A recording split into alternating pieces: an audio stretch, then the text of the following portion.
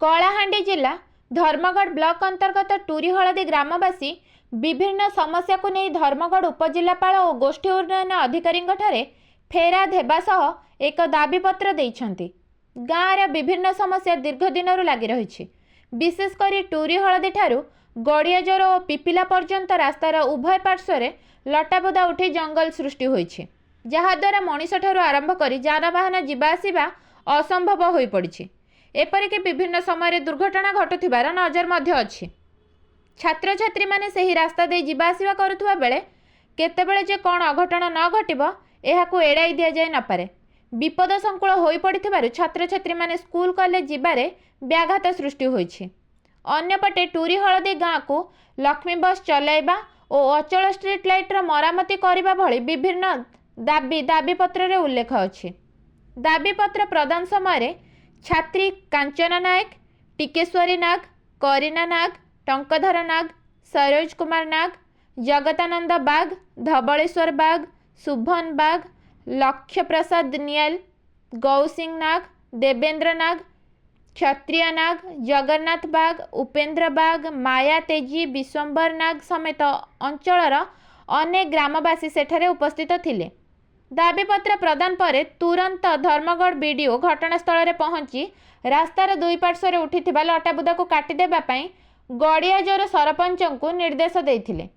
गाँव में 10टी street light लगेबा सह अचल स्ट्रीट लाइटर मरामती कराजिबो बोली ग्रामवासी मानकु बीडीओ सदाशिव नायक प्रतिश्रुति देइथिबार सूचना मिली। कलाहांडी जिल्लारू सौम्यरंजन नायक का रिपोर्ट, सठिक न्यूज ओडिशा।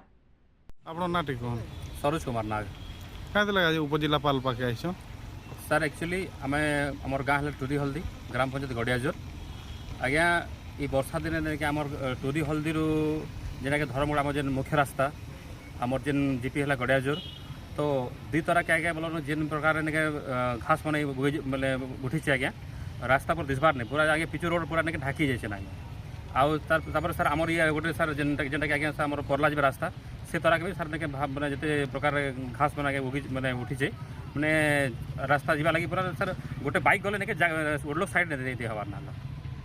तो से कथा कि आज्ञा जान गोटे गाँव में मीटिंग कलु आज्ञा आपर आज्ञा बोलो आमर गाँ टूरी हल्दी एमई स्कूल के और हाई स्कूल के सर ने बोले छुआ मैंने पढ़ुचन किसी ने सर 50टा ने बोले सर कोच विषय पढ़ुचन।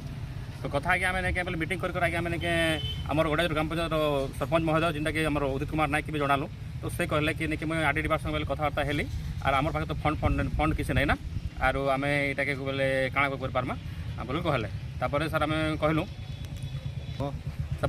तापर सरपंच कहला आम बर्तमान आम टूरी हल्दी आमर जिते भी गाँ लोक अच्छा समस्ते आसीचु उपजिला देखा करमा तापर आम वीडियो पाखे देखा करमा तापर एम संगे देखा कर विषय टे बेले केन्ता कर रास्ता के सब हवा आर केन्ता कर आमर और प्रत्येक गाँव के आज्ञा मो बस चलला किंतु आज्ञा सर जेनटा कि सर ओडिशा रे टूरी हल्दी गाँव नहीं बोले सीमार मैंने नहीं ना पड़ा समान ही आज्ञा आमर गाँव के आज्ञा मो बस नहीं चलबार जहाँफल आज्ञा नहीं बोले पुओ झील मैंने धर्म के पढ़े आसी नहीं पार्बार। आम स्कूल को जेसु जे दुई तरह आड़े झाड़ झूर खो भी जीचे और साफ गम खो भी जीचे।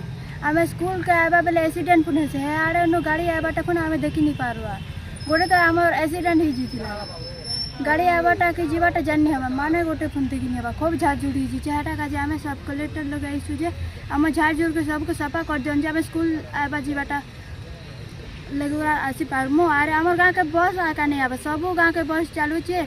आम दीदी मन दादा मन स्कूल के आउसन जे केते कष्ट होचन साइकिल सबू गाती बस चालू छे। आमर गाँव के बस गोटे भी आसु।